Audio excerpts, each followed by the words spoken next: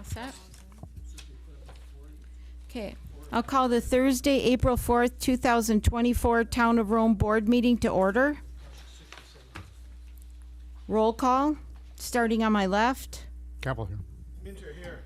Jumati here. Cole here. Bauer Height here. Certify the posting of the meeting, please. I certified that on Tuesday, April 2nd, 2024, the agenda for the Town Rome Board meeting for Thursday, April 4th, 2024 was posted at Rome Town Hall at 12:45 p.m., Quick Trip LLC at 12:30 p.m., Nakusa Port Everett State Bank at 12:35 p.m., email to Wisconsin Rapids Tribune at 2:40 p.m. Okay, item 4, approve the agenda. Move to approve the agenda as presented. I'll second. Motion by Supervisor Bauerheit, second by Supervisor Cole to approve the agenda as presented. Any discussion?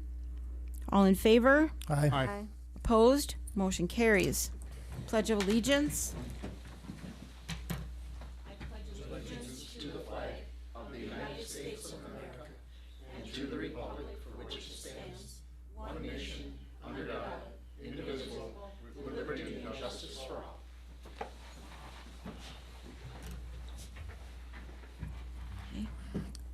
Item 6, do we have any citizen comment cards? No. Okay, then we'll move on. The board will also take comment from the public on agenda items as called by the chair, but not during citizen comment. Please note that once the board begins discussion on an agenda item, no further comment will be allowed from the public on that issue. No action contemplated except possible referral to future agenda. Number 7, informational updates, meeting recaps, recent correspondence, current events, and announcements. Starting on my left, I have nothing. I have nothing. I have nothing. I'll just remind everybody for official business with the town, go to the town website, which is romewi.com. If you have questions about where to stay, play, or eat, you want to go to the travel tourism site, which is visitromewi.com. Have anything? I have nothing. Okay. Discuss and possible action on the following items. Number 8, discussion and possible action, approval of the March 21st, 2024 meeting minutes. I'll move approval as written. A second. Okay. Motion by Supervisor Capel, second by Supervisor Minter for the approval of the March 21st, 2024 meeting minutes. Discussion. Hearing none. All in favor? Aye. Opposed? Motion carries. Item number 9, discussion and possible action. Ellers 2024 Street Improvement Financing Options. We have Greg Johnson joining us this evening. Hello, Greg. How are you? Good afternoon. I'm well, thank you. We can hear you. Great. I'm going to share my screen and just bring up the same presentation that you have in your packets. There's nothing new that's up on the screen, just one, so you can follow along with my comments. So we'll start with just kind of an overview of the financing plan. As a recap, as part of the town's 2024 adopted budget, the town had included approximately $2,173,000 for road improvement projects anticipated to be completed this year. So I've updated the financing plan that we had prepared last fall with that dollar amount included. One notable change that's occurred since we discussed the financing plan last fall was a piece of legislation that was recently signed by the governor, Act 128, which changes the term of a general obligation promissory notes to 20 years. Previously, that term limit was 10 years for promissory notes. That is meaningful for towns because towns only have the ability to borrow money for notes for new capital projects compared to cities or villages that can issue bonds. Bonds have a term greater than 10 years up to 20 years. By changing the term of a note in the statute, the town now has the authority to finance projects for a term greater than 10 years if desired, up to 20 years. So that's a meaningful change going forward that gives the town some more flexibility with financing options. So to that end, I prepared 2 financing scenarios for the same dollar amount at $2,173,000 of project costs, a 10-year option and a 20-year option. We'll start by just summarizing the town's existing general obligation debt before we look at the impact of the proposed road financing. So on the far left-hand side of this chart, we have your existing principal and interest payments for your existing general obligation debt outstanding. A significant portion of that is related to your tax increment district, so you use TID revenues to cover the debt service for projects within the TID district. And then you have some debt outstanding for some water projects, and then you have some existing money in your debt service fund, the debt service premium from past debt issues that you can use to make debt service payments. So your levy for debt service in the 2024 budget was $573,772. So this net tax levy column shows what your existing levy will be for debt service, just based on your existing debt service that's already outstanding. So this is where we're starting from before we look at the impact of financing the new road projects. So in terms of the amount that you would need to borrow, if you want to fund $2,173,000 of road improvements, there's typically cost of issuance expenses that are included anytime the town sells municipal securities. So we've identified those as issuance expenses. They're paid directly out of the proceeds of the amount that you're borrowing. You don't need to come up with that in your budget. It's paid on the day of closing. So the total amount that you would be borrowing is $2,270,000. So that's the amount that we've used in our analysis to kind of look at the impact on your levy if you finance that level of debt.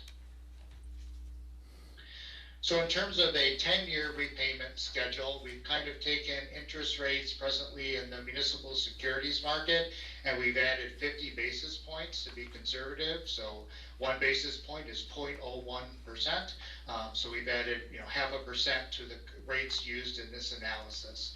So if you borrow $2,270,000 in principal, estimated to repay $475,140 in interest over 10 years. So your total principal and interest would be $2,745,140. When we ran a similar analysis on this same dollar amount for project costs last fall in September, the total debt service costs that we're estimating at that time, now it's $140,000 less than what we were estimating last September. That's mainly because interest rates have become a little more favorable from when we prepared that analysis in September to where we are now. So that's the good news. We've seen kind of more favorable interest rates over the past several months. So in terms of the tax impact analysis, what will this mean to your levy once you factor in these additional road projects? So under the existing debt column, we bring forth your existing levy for debt service. That's what you're already having to levy for debt that's outstanding. Then we show the total principal and interest for these 10-year notes. And then we show under the total net debt service levy, how your levy would change for debt service going forward. So from 2024 to 2025, the debt service levy would go up an estimated $83,600. So your tax rate for debt service would go from 44 cents to 46 cents per thousand. So on a $300,000 home, as an example, that would increase the tax bill just for debt service by $26 for the entire year. So that kind of gives you a ballpark of what that impact would be for financing these projects, over a 10-year term. In terms of your GO debt limit, the town's limit on the amount of general obligation debt you have outstanding, the principal that's outstanding, can exceed 5% of the town's total equalized value. So at the end of fiscal year 2023 or the beginning of 2024, the town's debt limit was $69.1 million. The town had $11.5 million roughly of debt outstanding, so you're at 17% of your debt limit. Projecting some growth in your equalized value from 2023 to 2024. If you issue debt of $2,270,000, the amount of debt that you would have outstanding at the end of 2024 is approximately $12.3 million. You'd have 62.8 million of borrowing capacity remaining. You only would be utilizing about 16% of your debt capacity. So this is, as much of a legal calculation as it is a financial one. The town is in very good position with your borrowing capacity. You have more than ample capacity. So only be at 16% of your debt limit is very good. That's a relatively low number. So conversely, if we looked at financing those same projects on a 20-year basis, so same borrowing amount, but you're paying, extending that debt out an additional 10 years, so 20 years in total. So your debt service payments are less on an annual basis, but you're paying more in interest because you've added 10 years to the financing term. So that additional interest cost is about $576,561. So, if you are comfortable with the levy impact over a 10-year term, obviously that's going to reduce your debt service costs because you're repaying the projects over 10 years versus 20, saving you an estimated, $576,500 in interest expense. So that's kind of how much more you'd be paying if you extended the term an additional 10 years. So that same tax levy impact analysis kind of shows you're still looking at a debt service levy increase for these projects from 2024 to 2025. Then your levy kind of starts to remain stable and then declines in 2027. Again, you're spreading the payments out over a longer term, but you're paying more interest expense as a result. So that's kind of the trade-off: lower debt payments, but you're paying much more in interest expense by adding additional 10 years. So really tonight, this is kind of informational only. If you're comfortable, it would be helpful to kind of get some general direction in terms of, the borrowing amount. At an upcoming meeting, the town would consider a resolution. The town board would have a resolution that would actually authorize the issuance of notes. So that would kind of legally be starting the debt issuance process. I know you're expecting your bids here over the next couple of weeks. If they come in less, you can certainly borrow less than funding the $2,173,000, or if you want to borrow that amount that was in your budget, you can leave it the same, so you have that option.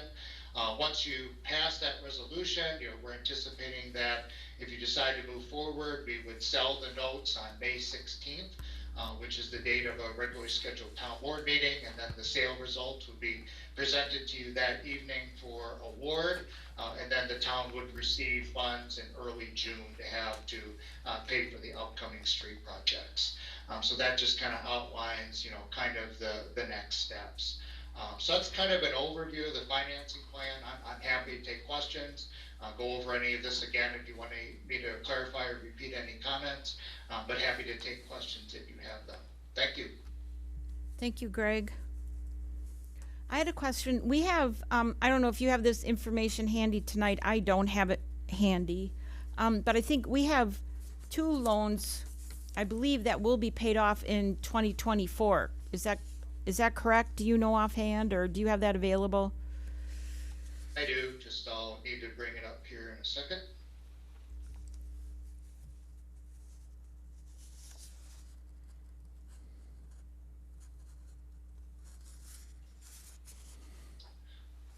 So here's kind of an amortization schedule that shows all of your debt that's outstanding. So yes, you've got, a debt issue that was issued in 2012 that matures in 2025. You have a issue that was issued also in back in 2013. That gets paid off by the end of this year. And then you have another loan that was issued in 2013 that also matures in 2025. A bank loan that matures in 2026. So yes, you have several issues, that are maturing over the next 3 years. So we kind of go back to the presentation and look at your existing debt summary kind of back on page 3. That's kind of reflected kind of in this net tax levy column. So, you see a slight decrease in your existing levy from 24 to 25, but then a larger drop from 25 to 26 as that loan matures, and then another drop again in 2027. So when we look at kind of the impact of financing this over 10 years, you see a little bit of an increase in levy in 2025, but then that levy starts to decrease again, because even with the new debt issuance included, because those existing loans are coming off and maturing. So our financial picture is improving over that time then? Correct, it kind of makes it, if you do have the need to undertake some additional capital projects, as old debt comes off, you can replace it with newer debt and see less of a increase in your tax levy. So that's kind of what we're taking advantage of here, is kind of structuring those new debt service payments around when your existing debt payments mature. Okay. Does anyone else have any questions? I don't.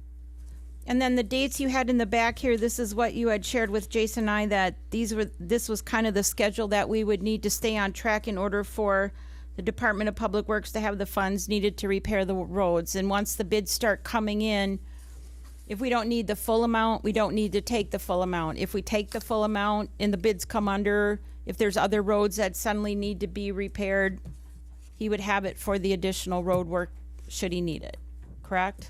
Yes, that is all correct. So you have that option in terms of how much that you want to borrow. So, I think what would be helpful, if you're collectively as a board comfortable sharing it, do you have a preference in terms of whether or not you want to stay within that 10-year repayment term or look at something longer term? I would definitely recommend staying within the 10-year plan I think so too. I would support that and too. not incur another $500,000 worth of interest, especially given the fact that Sand Valley is gonna kick in here before this note would be expired. I mean, Yes.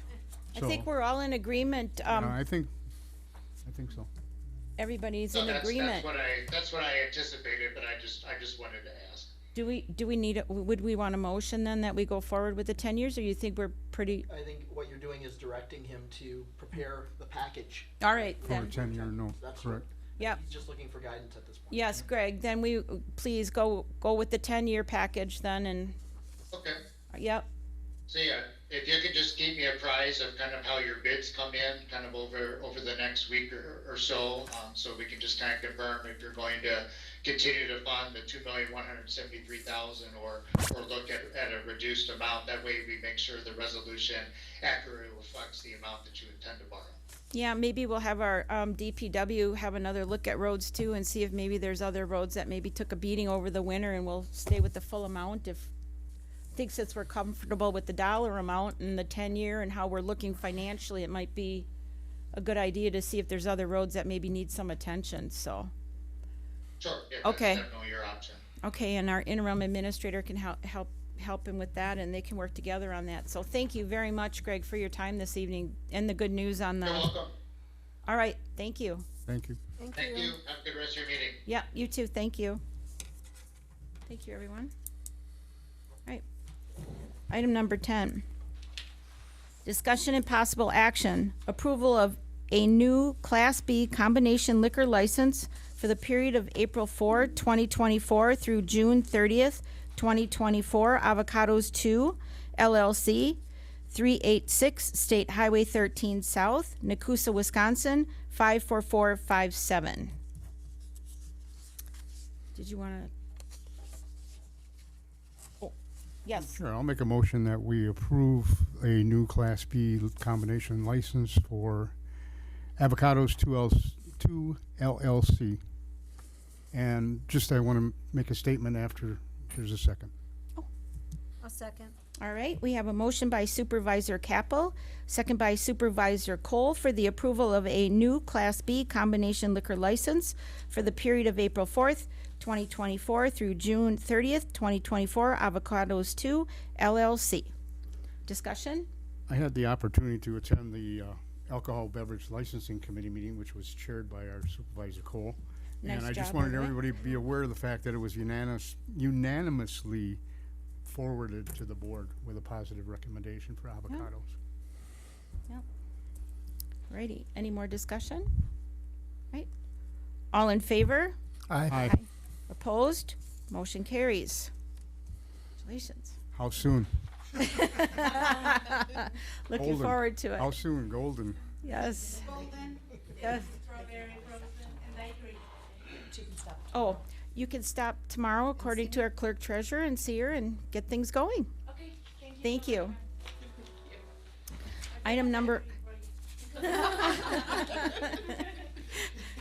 Item number 11, discussion and possible action, band shell booking agreement with Visit Rome. I believe we had some clarification on insurance information, and then we were gonna get some information teed up on a package or information, coming forward. I think Nick was gonna give us some information on insurance, just an update and, Well, I'm not sure if, or Jason, the or, administrator wants to or speak the on- administrator, I'm sorry, interim administrator, sure. The insurance piece were covered. Sorry, under sorry. Current insurance, and there's a memo, from Lisa in the packet that they would look at 2025 to help us book events, and what's currently booked there for the year is what's in her, paragraph, southbound Copper Box, Yellow Pellet, and as of right now, that's all that's Right. that's booked there for the year, so I think I'll work with Attorney Flanagan. There's some other details, permission slips or sign-off slips for bands and stuff that should be implemented, and we will get that stuff implemented offline, and then work with Lisa to get something for 2025 for them to assist us in the bookings, being that we're kinda late into the game for this year. I would think for this year, there is a fee set up for the band shell already, and they will rent it in the same way they do the gazebo through the clerk treasurer's office. So that's it? Well, so one other thing, and it was intentional to kind of allow him to tee it up, and that is that there's a couple different, I think, pieces that will be important to work through, and so I think that timeline allows us to do that. But the things that come to mind, based off of now the information we have from the insurance, would be to put in place an agreement or contract for entertainers when those get booked. Those would be a town agreement, and that would be one piece of it. There'd be the reserving of the space and what that process looks like. I think that would also need to be worked through. A few different things that I think it certainly could be this board that goes through all of those kind of details. Otherwise, your Park and Rec committee or a committee could kind of put that package together and that whole, kind of what this all looks like, and then give it to you, and allow you to see kind of how those all fit in. Both would be options for you, but I think there are some pieces that absolutely need to be worked through, and I think the interim administrator had mentioned those things. I can add, there's one other event that is going to happen, and it's a movie that'll be shown. Visit Rome is partnering with Adams County Tourism, and that's on July 12th. So I think if they haven't already, they'll apply to use the band shell for that movie.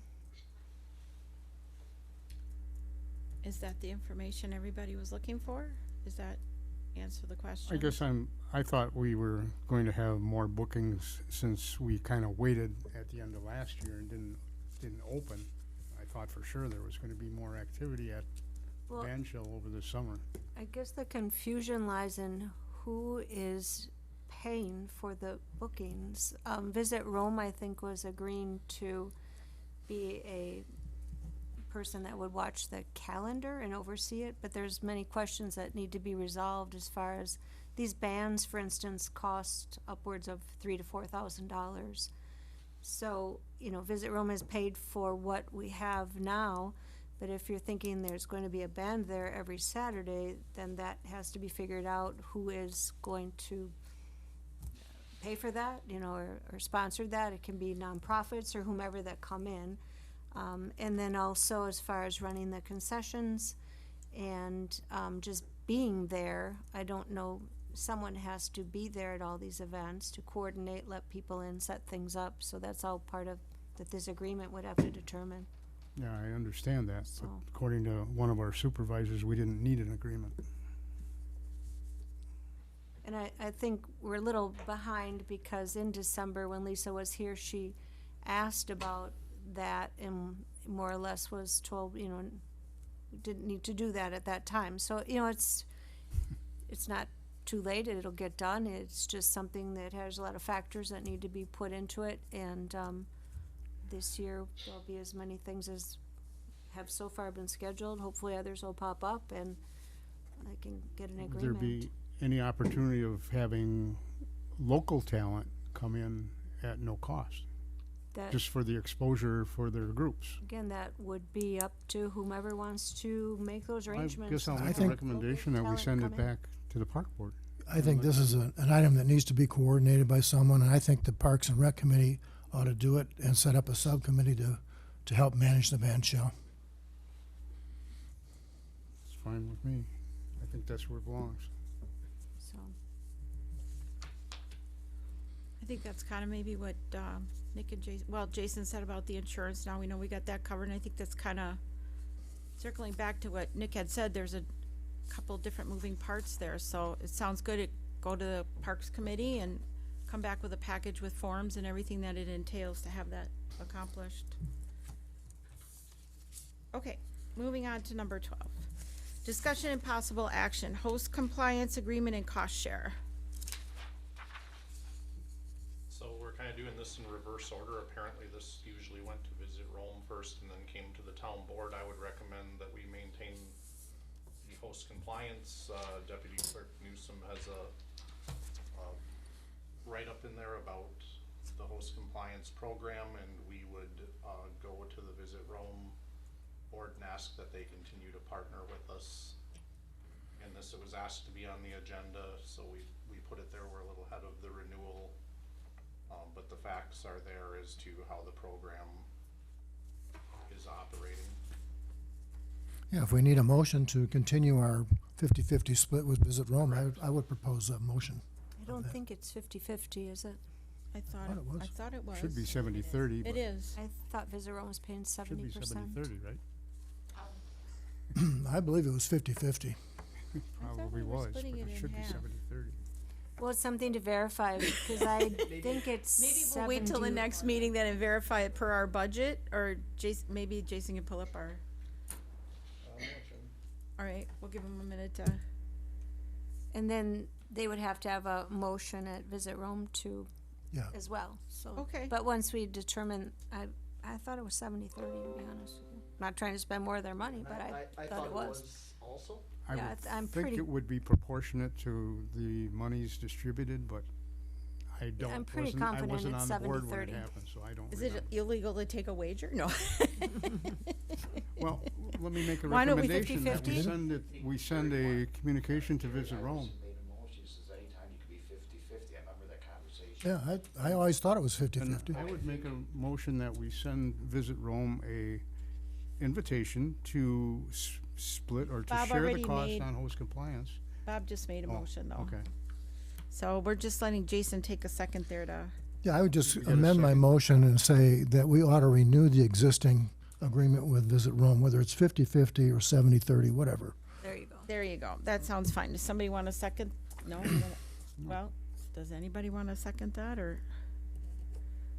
There's a motion on the floor for renewing the existing agreement with Visit Rome for our host compliance. Do I hear a second? I'll second. All right, so there's a motion by Supervisor Bauerheit, second by Supervisor Cole, to renew our existing agreement for host compliance. Discussion? For discussion. I just would recommend that the motion be amended to 70-30. Should be commensurate with the split of the money that comes in for the short-term rental. And I would recommend that the motion be amended, but it's up to the motioners. I would let my motion stand as it is. So is this something that we do every year then? Yes. Okay, so It's an every annual year. process, not, It's the renewal June 24th. So we're early The end of anyway. June it expires, so I do see, somebody asked at the last meeting for it to appear on the agenda for this meeting, so that's why it's there with the statistics to start the process. 2023, so it was in April. and it was done through the billing system, so it's really hard to. But it looks like we received $3,328.34. That looks like it would be half. $3,300 on 4,700. I think our share was 47. Well, our, Oh, wait, no. That was the total. It could have been 4,700 and then. How okay. about we just go with his motion in the second, and we'll figure it out another time. Any more discussion? We'll have to look through the minutes, cause there is no, for the record, there's no agreement with Visit Rome on the split, like a contractual agreement. There's the host compliance agreement for the service, but it must have been done at a board meeting and no formal contract drawn up on it. It looks like a 70-30. So you wanna, or would you, We're Well, covered either it's- way, so let's it's just go. covered either way, it's at. all right, all right. I remember. No, we're Jerry. covered for what exists. Yeah, We're which not I, covered either way. All right. All in favor? Aye. Opposed? No.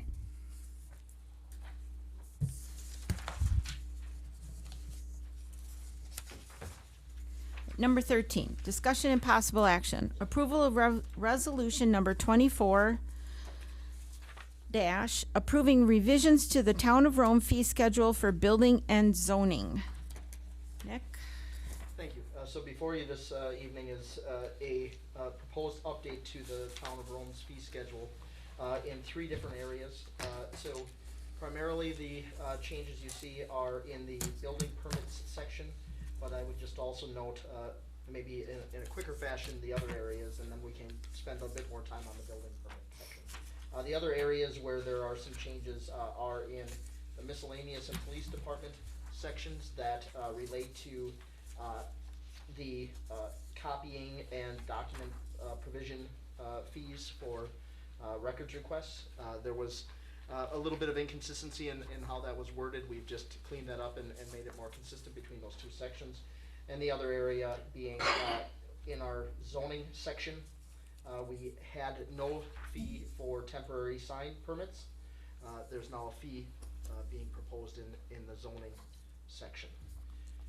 The remainder of the edits, as you have them this evening, are in the building permit section.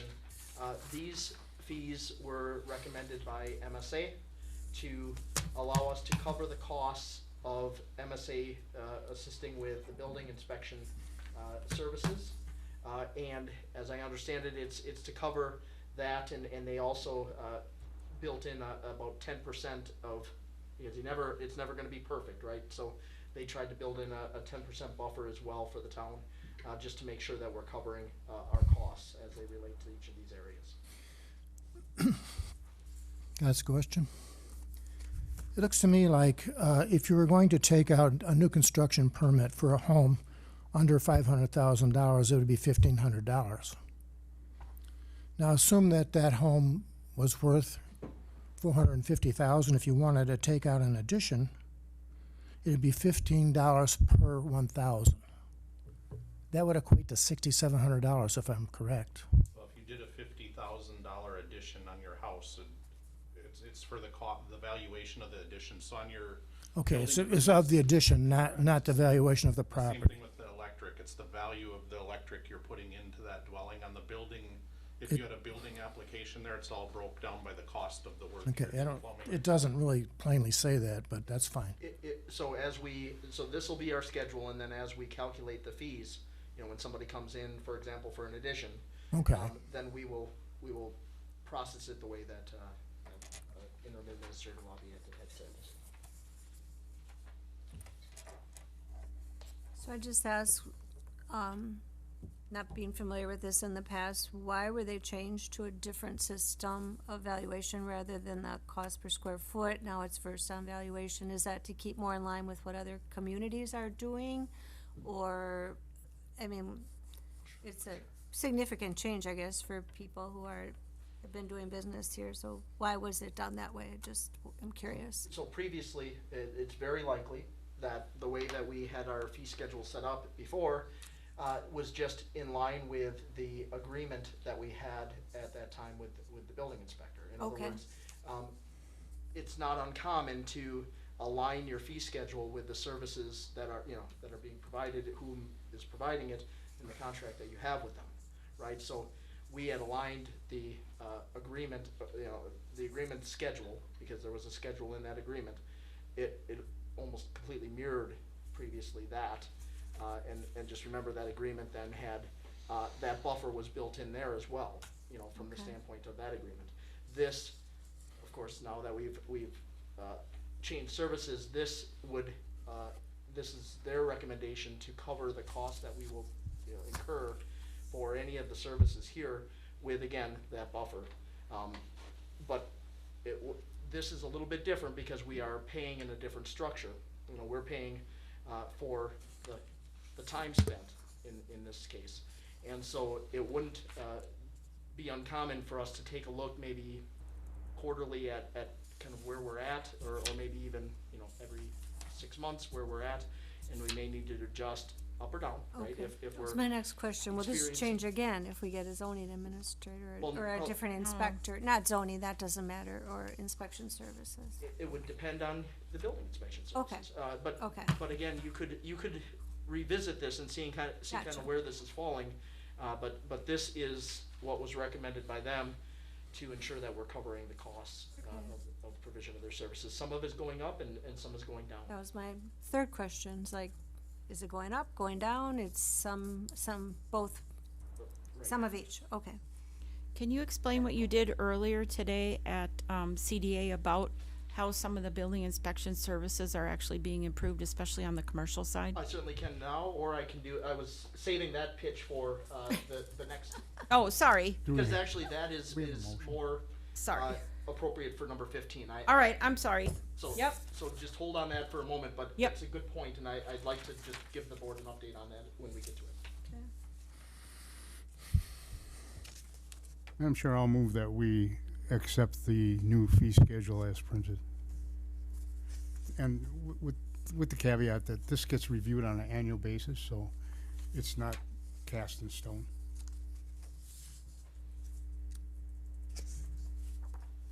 Well, our fee sheet is always reviewed on an annual basis anyway. That's what I just said. Yeah. Second. Any discussion?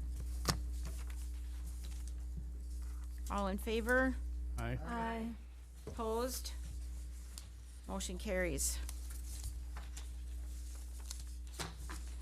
Item 14, discussion and possible action, approval of DNR grant for Walden Park.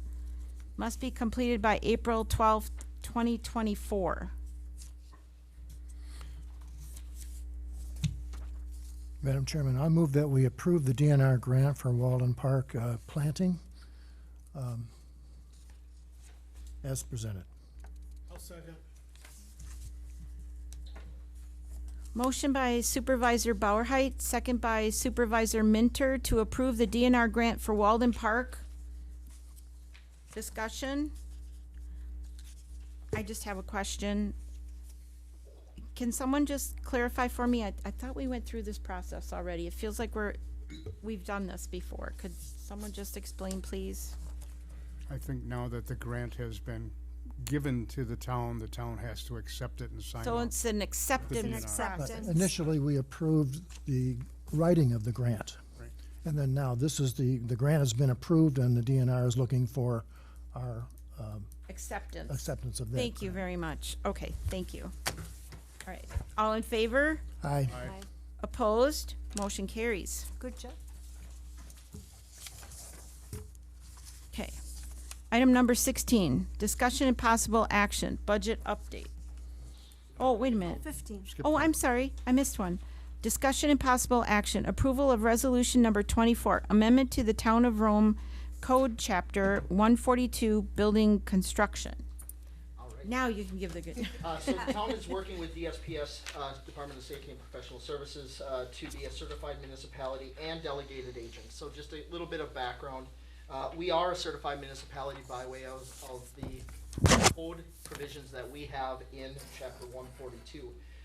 We are now working with DSPS to be a delegated agent as well to be able to have commercial electrical permitting and inspection authority. So just to Chairwoman's comments, there's going to be some positive things that come out of this, right? And that is that we've learned that although we were the certified municipality, all of the commercial inspection components weren't always happening within the town. Some of this was being transferred over to the state as well, which does take time and has impacts on getting the approvals. There is still the ability as a certified municipality to send certain projects to the state. However, this will give us the commercial electrical permitting and inspection authority as well. And so we will be able to have more, be able to happen in-house, and I think it'll be a benefit and a plus to our commercial developments in the town and our business community. So with that lead in, just a couple general notes on this. So this one piece of getting the delegated agent approval is to update our code section 142-3A. That's the section where we adopt state codes. So one of the requirements under 327.06 is that any municipality that exercises UDC authority needs to adopt chapter 327. So we need to build in 327 there, and that's what we're doing under 142-3A.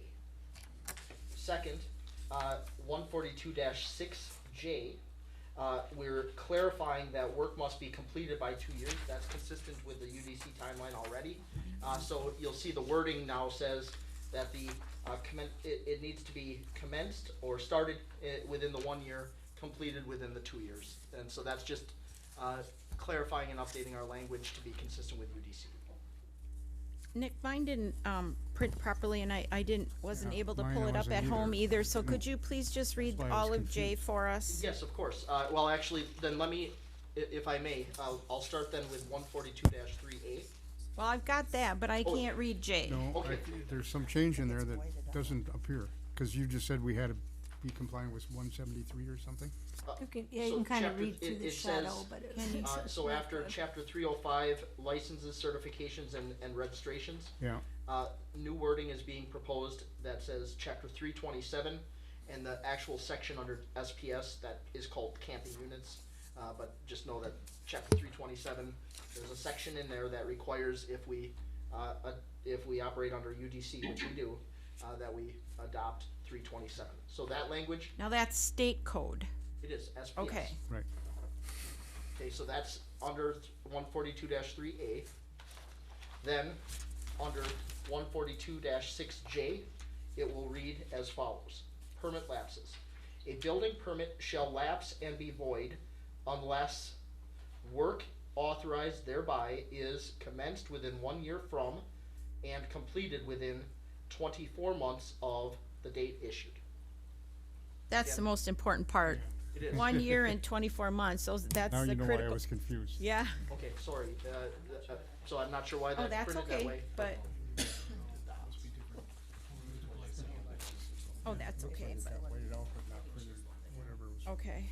beyond there didn't get written. And so next steps, if you do approve this, then we will get the fee schedule and the updated ordinance over to DSPS.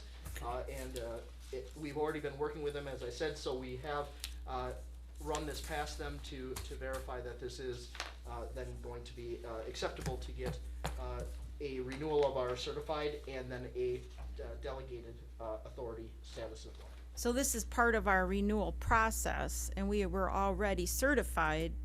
Well, I'd say that and then some. Yeah. Okay, And got it. Madam Chair, I'll make a motion that we approve the amendment to Rome Town Code for Chapter 142, Building Construction. I'll second the motion. Okay, we have a motion by Supervisor Capel, second by Supervisor Bauerheit to approve the approval of resolution number 24 amendment to the Town of Rome Code, Chapter 142, Building Construction. Discussion? All in favor? Aye. Aye. Opposed? Motion carries. Discussion and possible action, budget update. You have printed budget. This was asked to be on the agenda, so I do have the printed, budget in the packet. I can just cover some of them that were over. We should be at 25%. Judicial operations is at 44%, that's due to software. The biggest purchase in judicial operations is the TIPS court program to run that. Zoning legal is up, Nick's doing more work in the zoning department than what was done in the past. General office operations are copies, that's at 51%, I'm assuming that some of that is planning commission and other copying has been done. Clerk treasurer part-time is due to, Linda, you were aware her hours are charged from, ultimately it'll fall within budget, they just were charged more to the clerk treasurer's office the first part of the year. Clerk treasurer training dues and mileage, that's over as a result of, that's where we took Amy's training of the clerk treasurer out of, so that's why that's over budget. That was a non-budgeted item, bringing Amy in to do that training. On to page 4, police contracted services. It's kind of the same as TIPS court. All of our contracted software service agreements are due January 1st, so the majority have been paid out.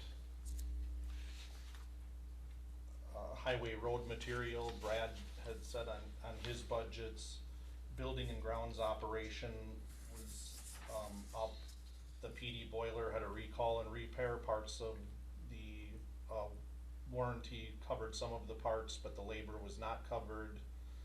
New changing tables were put in the town hall bathrooms due to the existing ones broke. Highway uniforms show higher because employees are collecting from their uniform allowance early in the year. Road material was a salt order that was done in the beginning of every year.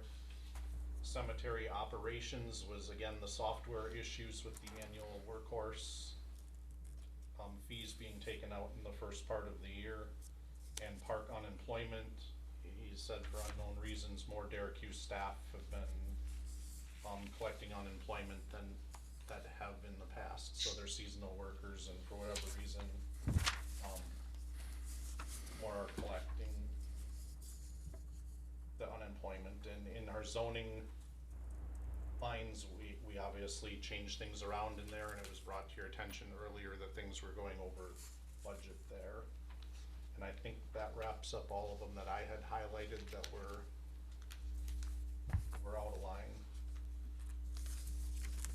The only other question I had, Jason, was the library, and I am assuming that that's because of the way the funding transpires. I assume I didn't talk to Nicole. She was shaking her head yes, so that answers my question. SCLS is one of our biggest costs, and we pay that right at the beginning of the year. That's what I anticipated. Thank you. A question with copies, does the machine allow you to, I know some copy machines, you have to put in a code so you can see who's making all the copies? You know, like if it's, It has that capability. We aren't charging it out to specific users as of now. It's open, but it certainly would have the capability to capture which departments or which users were making. more as an information purpose? I mean, if you're seeing that there's one person or one department that's just copying away, I mean, that you could see that? We certainly could look into that and implement that.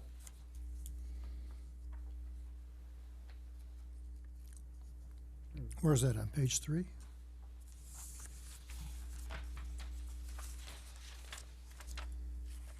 Page 3, 51.67%.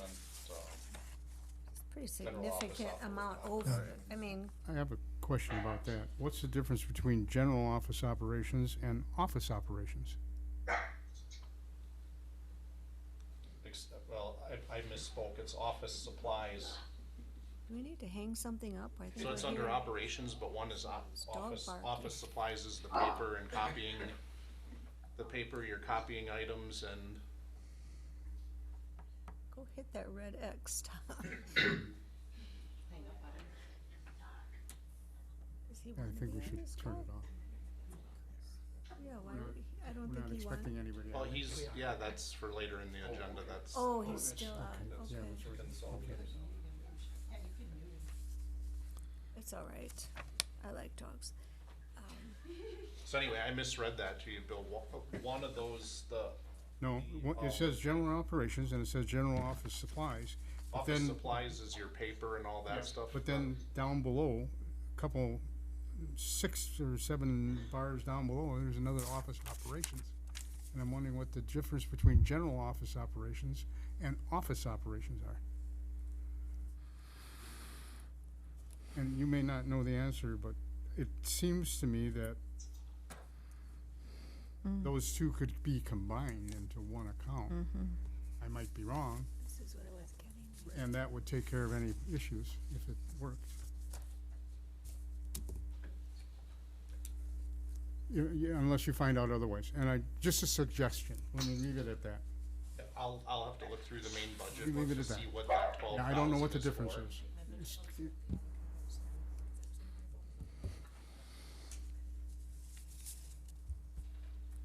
You were mentioning about, tracking, the amount of copies that a particular user with their ID code would make. I think if we're going to start something like that, I would start it for informational purposes for the Right. employees to begin with, before we actually start to bill out to individual departments the actual number of copies that they make. Sometimes that alone will get people to, reduce the number of copies that they're making. We do it that way at school too. I can see every single one of my people that has a copier code. And I know the guy that makes 20,000 copies a month. That was my point. We'll have to 'cause- implement it, Very as slow. you said, because we would have to, Reprogram. next year during budget preparation, the department heads would need to know that to put the You'd have to proper have a copy. amount in their. Well, you wouldn't have to charge it to a department right now. You could just see who's doing all the It's just for copying. information, because it can also deter a lot of personal copying. I'll get that turned on. Not that anyone's doing that, but it's a pretty significant, over budget amount from previous years, so someone's making a heck of a lot of copies. I don't know, Nick might be able to answer better, but I know those plan commission packets have been over Yeah. 150 Large. pages. So And- I don't know if that was Next plan commission packet. Code, 2 zoning code books, 1, training manuals, training documents I for mean, CUPs. I would say that the zoning packets are thick. They're going to be thick when we have plat reviews and site plan of operations and have requirements for, certain plans to be provided so the plan commission can review them. Are they larger than other Past? It all depends. It depends on what comes in, right? And If everyone has a code, then We'll know. we'll get closer to that answer. Can I ask a question on the code? Can you print from your office and send it to a printer? Is that gonna? Okay. It'll code that way. Here's a too. DIY workbook that we have for the workbook that we're working on. That's paper. But I guess sometimes I would question why everything needs to be copied, when you just look at it on your laptop. I'll get it implemented with the copy vendor right away, as soon as we. That was for CDA. So, We all got a draft of Chris's report. That's pretty hefty. That's pretty hefty. So, I mean, I think could have we're looked being at a that little picky, but digitally too. You wanna implement a code, implement a code. Plan commission is not that easy to look at and work on. No, that I think is different, cause you're going back and forth. There's a bit of uniqueness with that Yeah. because we have our public hearings. So comparing you'd be things. scrolling and Right. if you're sophisticated with, the digital, maybe you could flip back and forth quickly, but there are some things that you need to kind of have in front of you. And I can attest to that because I usually take up about that much. And I do think that's an interesting question. Why are there 2 separate accounts for general office operations and office operations? It would be interesting to see which comes out of each of those accounts. Maybe we can get a report and separate that out. Yep, or cover the cost. One of the two.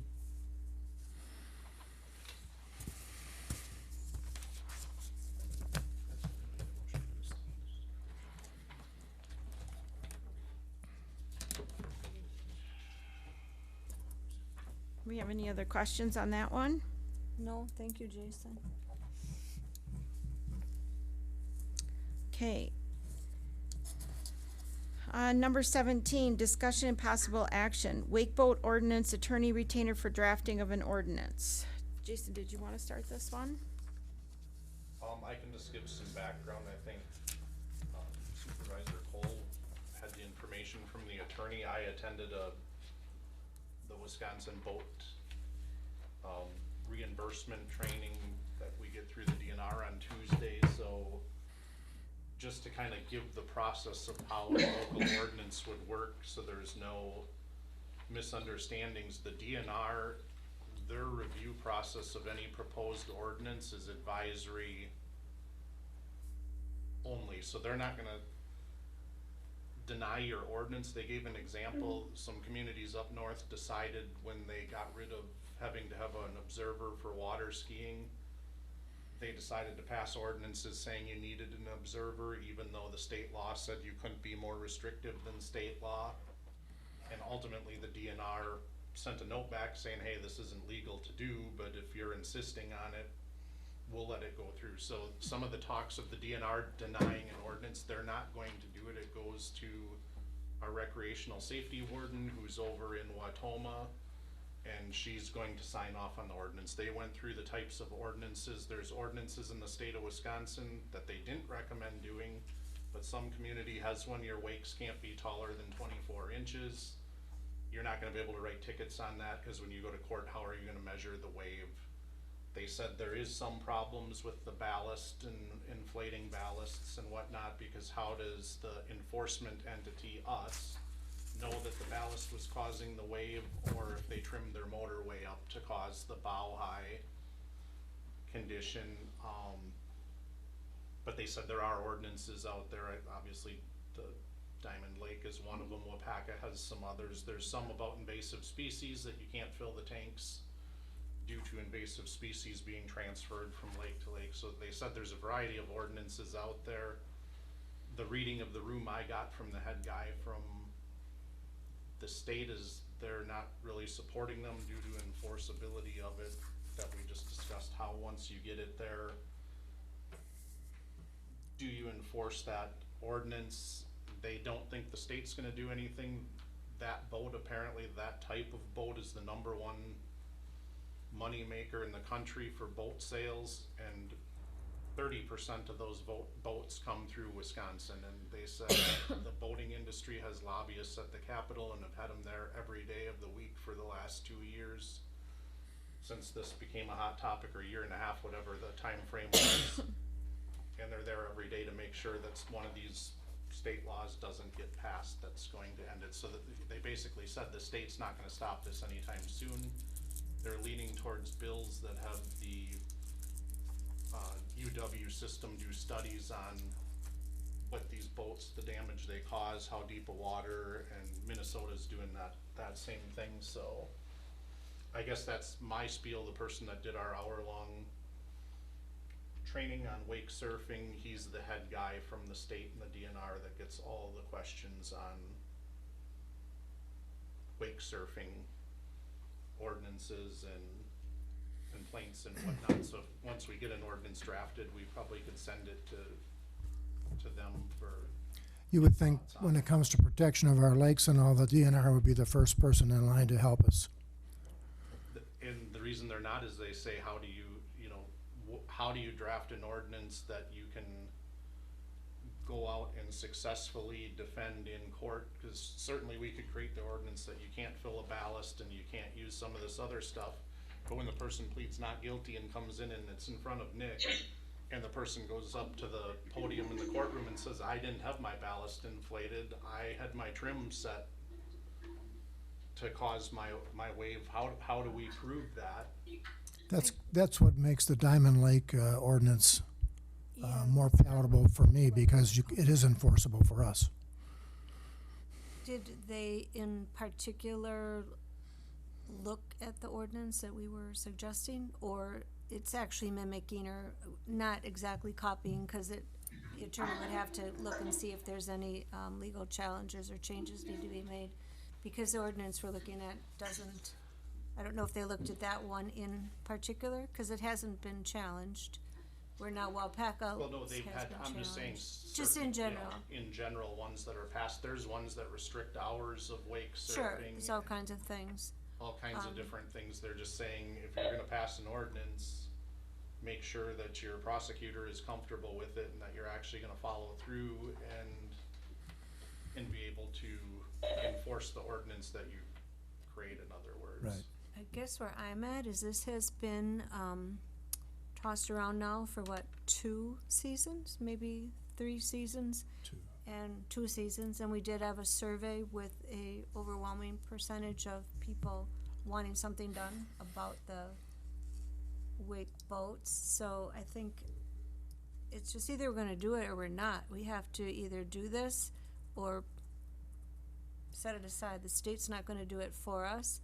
So the attorney that I talked to is willing to review the ordinance and check to try to evaluate and ensure that it is I hate to say bulletproof, that it can't be successfully challenged in court. It looks as though it would be enforceable because it is Do we have a proposing motion on the floor? dictate the activity. No, it's just talking. He was just asked to talk. Well, we should have a motion before we start talking. So I guess I'm very confused because I thought that we wanted a wake boat ordinance, but it's almost sounding like we don't want one. I'm really confused. No, we're talking, I guess we're having discussion, I'm but not there was saying no, anything negative, I'm just saying I'm confused. no, but there was no, Wendy didn't put that in our packet. The, email that we had about the attorney, how he had responded, so, what am I doing? Oh, is it? Oh. But we don't have the email. Wendy didn't have it in our packet from the attorney that you talked to. Right, he was just asking, he should have sent you a retainer agreement. I thought that's what we were talking about We're tonight. talking, let me weigh in on what the last sentence the attorney had in his email. Attorney Matthews suggested that if we have any potential post-ordinance claims or lawsuits, we reach out to our insurance carrier, assuming we have coverage for legal challenges or ordinances. I'm not ready to get into that. I'm not ready to get this town sued for a wake boat ordinance. We my do comment. have coverage for ordinances. I'm not ready to get sued. I think That's what he's saying. Well, I think we guess- need to show some leadership here and follow through with what we know that our citizens want and what we know Tri-Lakes is telling us about shore erosion, about scouring the bottom of the lake when these boats are running in transition. And we have ordinances. The Diamond Lake ordinance has been in effect for over 2 years now, and they haven't had a challenge. So what's to assume that we're going to have to fight that? So I guess the question is, what do you want to do with that email that we don't have before us right now? So we have the summary. I don't have the email in front of me. I didn't see it either. I'm curious why Supervisor Capel has an email. The one that you got from the attorney you were gonna He was contact. sending the actual retainer agreement. Do you not have that? I didn't see it. I didn't see it in the packet. I didn't see it. Yeah, he was supposed to be sending that to you and to Jason. the I didn't actual see it. retainer Did agreement. you see it? We didn't see a retainer. Okay, no, I didn't. Well, then if we didn't see the retainer agreement, we can't really do much because we can't vote to provide a retainer to somebody when we don't know how much he wants for the retainer. Well, initially, the board had approved $2,500, but the cost of his retainer was higher than that. It would be a minimum of $5,000, and then if he were to come and appear at public hearings and make in-person, the cost of this could be $10,000. He anticipated it on the low end of $5,000, but he had to leave it higher in the event that we asked more of him to make, appearances. So that's what it was going to read, but I guess he didn't send it, so. Jason, did you get any? I didn't get an email. Are you checking if you got an email? Checking, but I can't check my spam. We got here, this so one here. It was the check only my one. spam. that I saw. I only got the email that you forwarded to all of us that said, do not respond.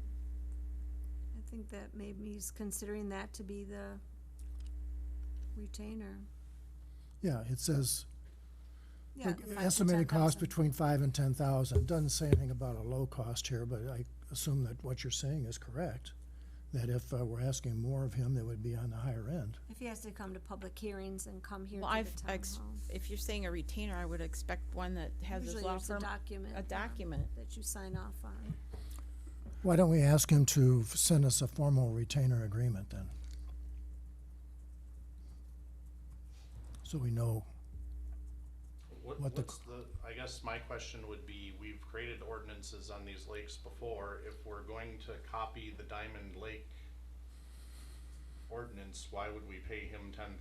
I have it on the computer in front of me. We changed Diamond Lake to Town of Rome, It's not that easy. and, well, There's but Jackie, legal I'm telling you it is, references in there. from the head guy from the state of Wisconsin. The question is, can we legally enforce this? Right. That's what's gonna be looked at in the question. So if we wanna ask the attorney that you have, is this gonna be legally enforceable on the Tri-Lakes and the town of Rome? That's one question to ask them. The DNR is not gonna look into this. I just said that, and the administrator from the state was at our training. They are gonna stamp it approved when it goes to them, and if you get involved in litigation from it, that's on the town of Rome. Yep. They're not gonna do any, whoever was talking about this big review and a lake safety study that the DNR needs to, they're not gonna look at it. The recreational safety warden's gonna read this, and if she has comments, one comment will be section 7 wake surfing. No person shall wake surf or operate a boat to allow a person to wake surf. That you're gonna get a comment on, because it's like when they tried to ban jet skis, they're gonna say you're banning somebody from doing an activity. And I'll guarantee they're gonna give us a note, because they mentioned that, totally outright banning it and saying you can't do a specific type of activity. We're not saying they can't use their boat, we're just saying you can't use that activity. But they made the comment on that. They're not gonna tell you you can't do it, but they're gonna warn you that that could lead you into litigation. That statement on not wake surfing. If you wanna restrict hours of it like we do for water skiing, or the ballast stuff that's still telling you you can use your boat, you just can't suck a bunch of water into it, you could do that. But how are you gonna enforce it? Cause you won't know if it's full. But in the hour thing, they did recommend that there's a doctrine that allows everybody to use a lake how they see fit. Nick may know the legal term of it, and banning the activity outright infringes on that doctrine. Didn't we all just receive that newspaper article too from the Milwaukee Journal Sentinel, from a local resident Right. that the town of Farmington is getting sued? I don't think they said that. Let me Yeah. see. Yep, that's what it They're said. getting sued. They're getting sued. Wake boat owners also have to understand that they can be sued by a Right. person on the lake. And then we gotta realize that the enforcement, and then that brings us to the issue of finding people that wanna work on the boats. And, you know, the pay scale is another issue we're faced with, of getting law enforcement officers. They're not leaving us for any other reason that we're not paying them enough. They're going to places where they can get paid more. So are we gonna have enough people for boat patrol this year? They've interviewed people, but they're not taking the jobs because we're not paying them enough, even for part-time. So are we gonna have enough people on boat patrol? So how are we gonna enforce the law? I mean, those are all things we need to just think about. And I don't wanna get the town sued either, but these are all things we need to think about. And the Diamond Lake, I understand. I was on the calls with Jackie. The man was very smart. They did but Diamond Lake is a different kind of lake. There's different kinds of homes there. They don't have the boating activity we do. Their study was different. It's just things. I'm just saying, I think a starting point would be, I could take this, change it to Rome Lakes, and then we send it to that attorney with the retainer agreement and say, review this ordinance, and do you think that it's enforceable and that it would work in the town of Rome? And then you're talking an hour of his time to read the ordinance and review it, and instead of being at $5,000. It's 325, yeah. Exactly, Don't that's think- all I'm saying. I'm not saying I'm for or against an ordinance. I'm saying, why don't we Save a some of the little. work in-house? Also, and- since our lakes are shallow and narrow, we could put stipulations in there saying, you can't wakeboard or wake surf in water that's less than 10 feet deep, for example. And that would cover 90% of our lakes. You could also stipulate that you can't do it within 200 or 300 feet of shore, and that would also restrict where they could do it or not.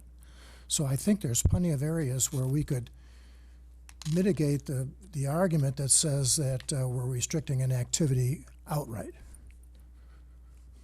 Yes, I would agree, and that's what they recommended for restrictions. The state proposals said 1,000 feet from shore, and Right. you certainly could put our restrictions on it, and I would recommend, regardless if we're banning it or not gonna ban it, that we put ours on when wake surfing is allowed, because the current water skiing ordinance doesn't cover us. We're covered in the evening because we have slow no wake after 8 p.m., so that shuts all this stuff down, but technically somebody could wake surf before 10 a.m. and our ordinance wouldn't cover it because it's not defined as water skiing, aquaplane, or similar device. And that was one of the first things they said over a year ago from the Towns Association. Don't ban the boat, don't ban the sport, just ban, talk hours like they did with jet skis. Safest route to take to start. Well, if you allow it during certain hours, that doesn't accomplish anything then. But No, I think we need to do something, even if you're not banning it, we have to set that. We should have an ordinance amendment before the boating season starts. That says you can't wake surf before 10 a.m. because right now they can go out there at 8 and our ordinance doesn't cover it because it's talking about water skiing, aquaplane, or similar device, and this is somebody on a wave that's not attached to the boat whatsoever. So the DNR had said you can't ski after sunset anywhere else. it does something. They can wake It surf does after something. sunset because it's not covered under that state law of being water skiing, aquaplane, or similar device. They can get around the hours, and the legislature hasn't done anything about. Well, that if you loophole say yet. there's no wake surfing period, or within water that's less than 10 feet deep and within 250 feet of shore, we've pretty much covered the gamut right there. That'd be my recommendation. I would agree. Staff works on doing this and send it to Right. sign the retainer agreement with the attorney, but send him a document where some of the work is done. So as you said, we're paying a couple hours of labor versus having him draft the ordinance from scratch. We put our ideas in it, have him look at it, he'll give us feedback and go from there. The only other question I have is we had found out in the email from Jackie that that Tri-Lakes has retained an attorney from the exact same law firm. He said he didn't think it would be a conflict, but it does need to be mentioned, and I don't know with the No, town Moliere did. or Moliere, but they are working with Tri-Lakes, so I don't know What if of our that. suppliers? I mean, I don't see that as being a conflict. The law firm didn't see it as a conflict, they just wanted us to be aware of it.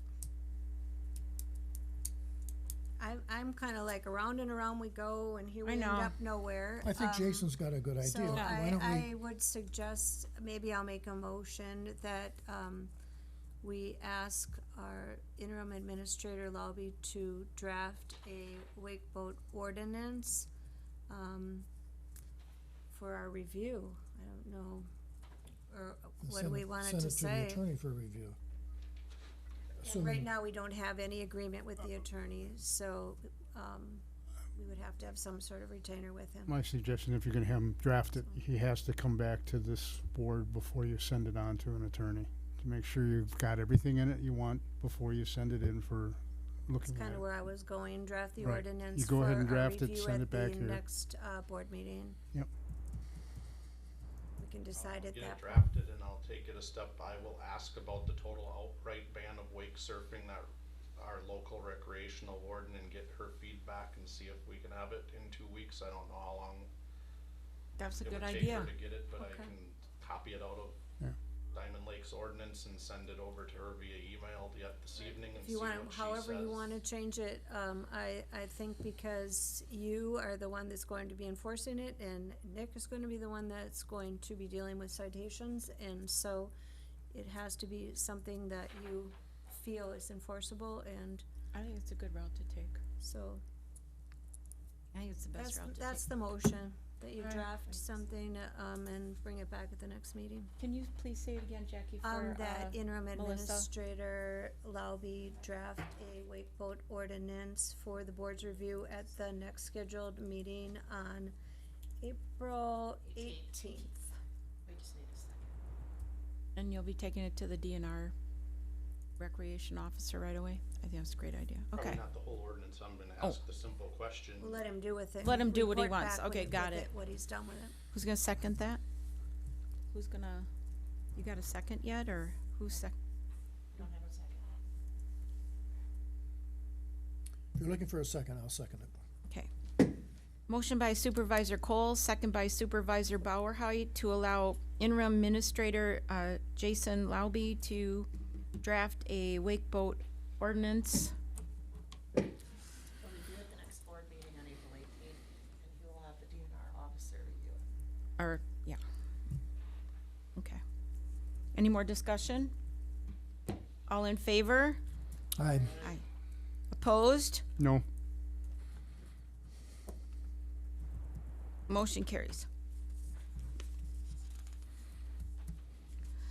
All right, Chris has been waiting for some time here. Should we, number 18, 19 yet? And then Chris is, I think, still there. All right, number 18, discussion and possible action, police officer hiring sign-on bonus.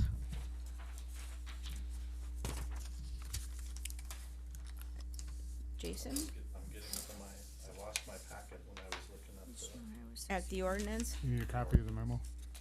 So I have a couple memos in there.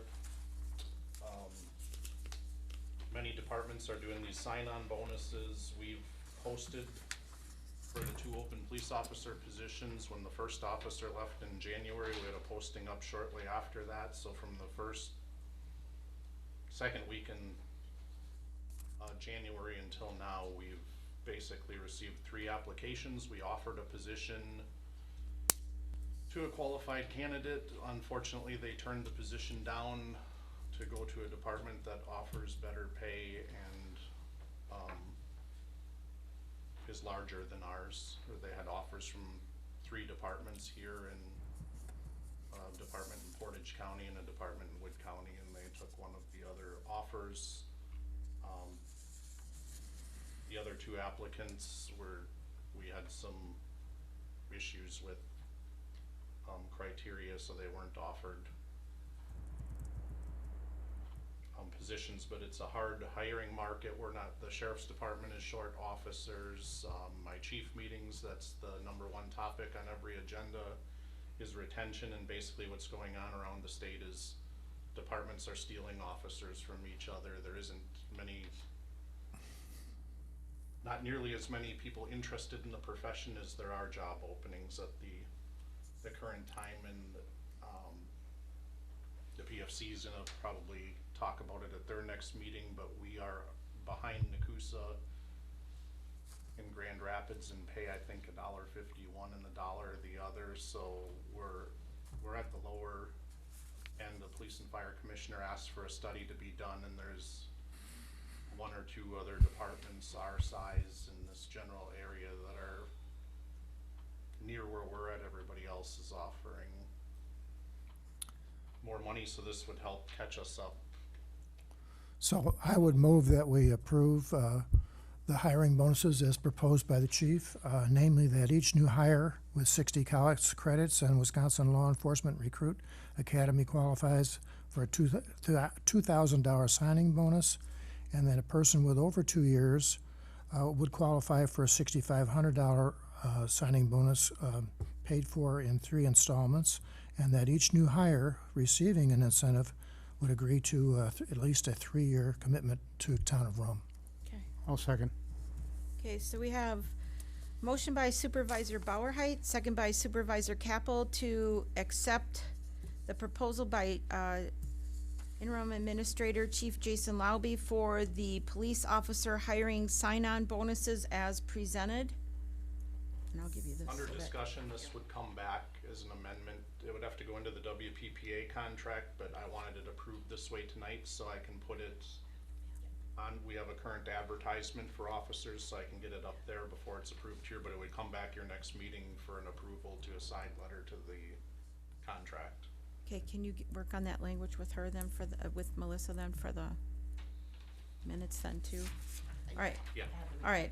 Any more discussion? Yes. Oh, Are they signing on something then when they get the bonus that if they don't stay for 3 years, they will reimburse the town? Is We'll that, have a sign off form, Okay. correct? All right. That was gonna be my question too, was How do we how get are it we back? going to recoup Yep. it if they leave before the 3 years? But you, as long as that's in there. all right. All in favor? Aye. Opposed? Motion carries. Discussion and possible action, set part-time officer, police officer wage scale. I have a memo in there for this also. I'd like to set a range from $25 to $31. You can see I copied every other boat patrol ad in the state that was posted on our website the week of March 25th, and one other one is tied with us for the lowest pay rate. All the other ones are in the upper 20s to low 30s. This has also been posted and we've gotten no applications returned, and so when I looked into it, it's apparent why, because you can go to any one of these other departments and make $5 to $7 more an hour, so. So I'll move that we approve Chief Lauby's proposal for part-time officers' pay to be set between $25 and $31 per hour. Second? Motion by Supervisor Bauerheit, second by Supervisor Capel to approve interim administrator Chief Jason Lauby's recommendation for part-time police officer wage scale. Any discussion? All in favor? Aye. Aye. Opposed? Motion carries. Item number 20, discussion and possible action, zoning administrator position description. Jason and Chris, here we go. Chris, are you there? He's there. Do you want Is to there- introduce him this evening? I can't, he has to unmute himself. Oh, he has to unmute himself. Oh, there Yep, we there go. you go. Yes, Chris. Hear you. You're good. Where's your dog? Very good, you can Oh, hear he me. has a dog? We can We hear you. heard barking before. Oh, I didn't hear it. So this is Chris Schwartz. He's who has been working on the study that you've all seen the draft of and requested comments from you, and he is going to speak tonight on moving forward with filling positions. Hi, Chris. Good evening. I talked briefly with the chair and the interim administrator, and he let me know what was on, excuse me, I have a bit of a cold. He let me know what was on the agenda tonight, and, you know, I didn't know exactly what you expected of me. As you know, I'm coming to the meeting on May 2nd to give you an overview of the study. But he thought I gave you a memo just to talk about the position of zoning administrator and the town administrator. And, you know, after a long discussion with Jason and the chair a few weeks back, and, you know, after finished the study, it was clear to me at least. Obviously, at the end of the day, you've got to make that decision because it's expensive. How do you go forward on zoning? Number one, how do you go forward on boosting up your zoning administration? Because right now, you're not keeping up. I gave Jason some ideas on private firms for zoning. I believe, Jason, you probably reported Yes. that they were pretty expensive. We have an interim one on board. And not coming every day, you know, it's a, 2-day-a-week thing or 3-day-a-week, whatever you want to pay for. So, you know, in thinking this through, your ideal situation is to hire a zoning administrator. I really believe that. Because of your volume in that area, because of the service demands in that area, that, you know, having someone here full-time to process, to go out in the field, to, you know, provide the plan commission staffing, it's quite it's quite a responsible position, and though most communities of your size, as you know, don't have zoning administrators, they're usually contracted, or they have their part-time building inspector do it, or what have you. But it seems the volume warrants a full-time administrator, zoning administrator, which you've had prior. And that worked well. Obviously, you've already hired someone to do some processing of zoning permits, as well as to assist in the clerk treasurer's office. So I don't know exactly how that would all work out.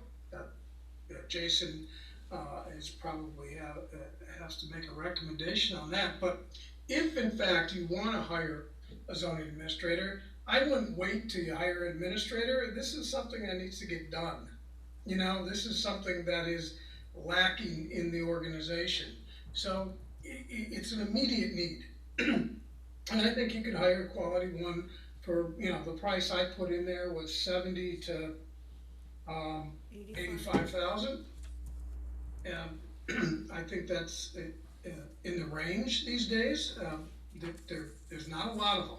There's not a lot of zoning administrators out there, so you probably have to steal one from the county or another community, and you're gonna have to pay them a little bit more. So your job description, I think, is excellent. I think you've, especially in the requirements, the education requirements, you made it very flexible. And I think you spell out the duties fine. So if you're willing to, and can find it in the budget, to do that, I think it's probably a more practical solution than trying to find a private firm to do it. So that's really my message on that. Jason had asked me my opinions on that, and that's what it is, an opinion. So.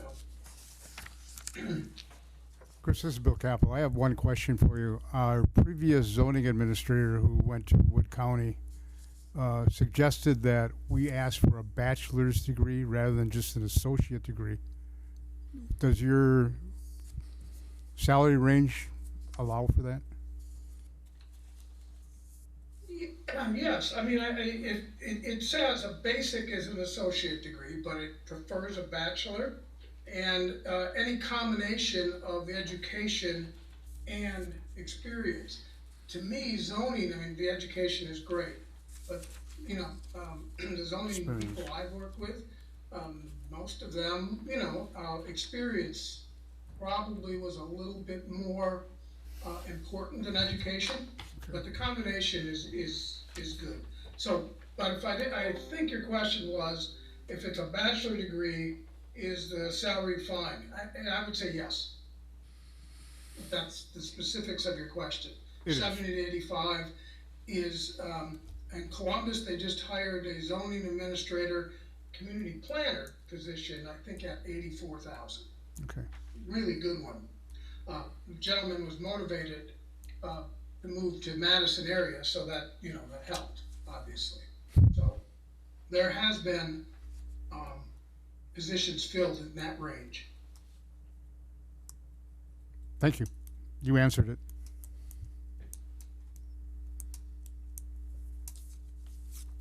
It's really about, financing it and making sure your zoning permit fees cover that as well. And, you did that for building inspection, you may want to review that for zoning. Right. So I had a question, Chris. It says in your memorandum that you would work with us on some of the details of recruiting for the position. What does that mean? What would you do for us to help with recruiting? Whatever Jason, needs, if you want me to review candidates, if you want me to, I can reach out to some people I know, things of that sort, help him. It looks like he got a good job description. I can review the job announcement, things of that sort, review some candidates. Whatever Jason would need me to do, I would be, glad to help. So with the job description we have, which I don't have in front of me, we could ask Jason to get going on this immediately? Or does it need further review?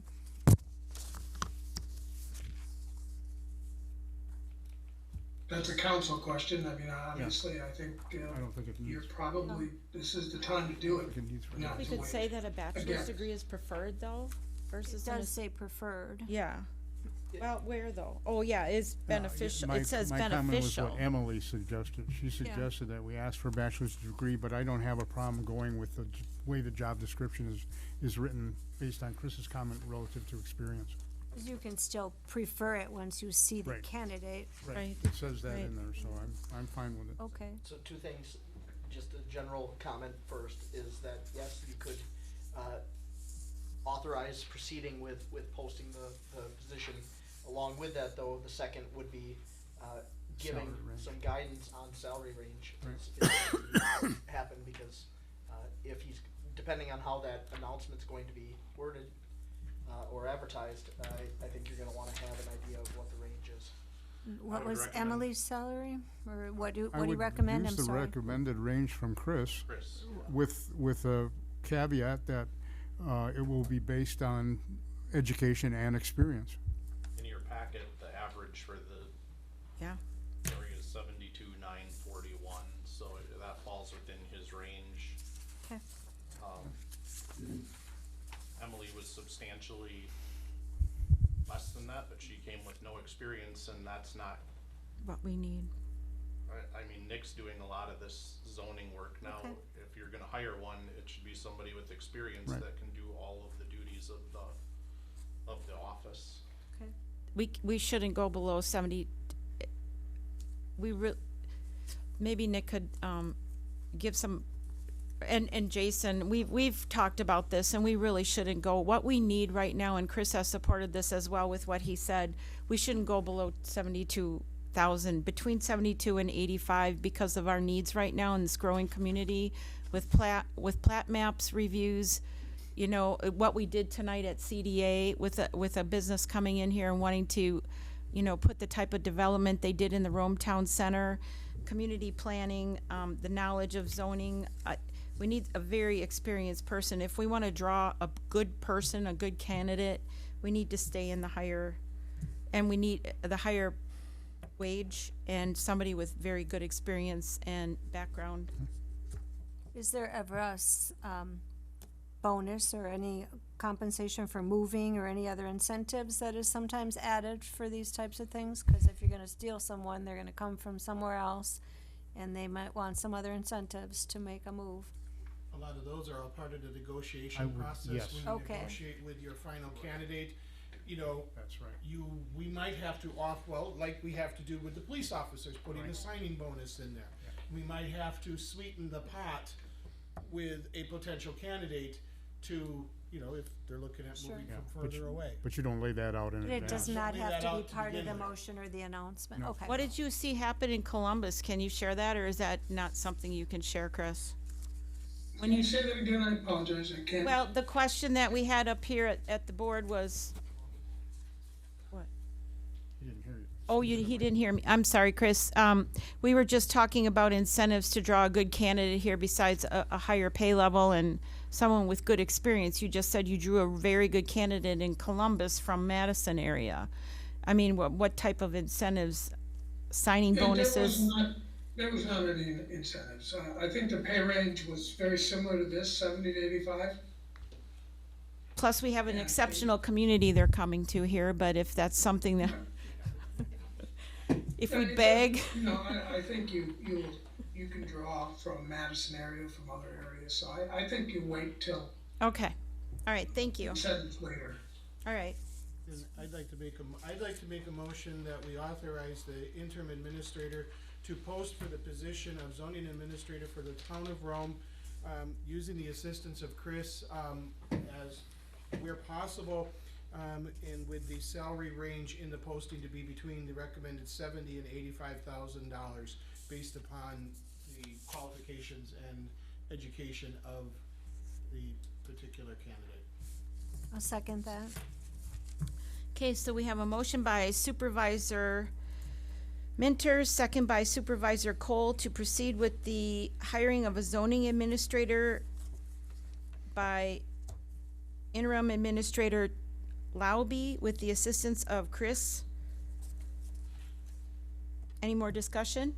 Just under discussion, I just wanna alert the board, this is not budgeted for money, so we're gonna have to figure some things out going into 2025. There's levy limits, and this is a salaried position that's gonna have to come out of there. I would anticipate that we're looking at 40 or 50,000 of unbudgeted funds for this position that'll have to come out of our, 11. general Right. general fund, unassigned or undesignated fund. 'Cause it's account hard, on what this was- year, but next year we're gonna have to It's gonna figure be a out tough how all budget this year. stuff is gonna get budgeted. Yep. Just wanna give that disclaimer. Right. Okay. Nope. Okay. It's- That'll be Tom's job.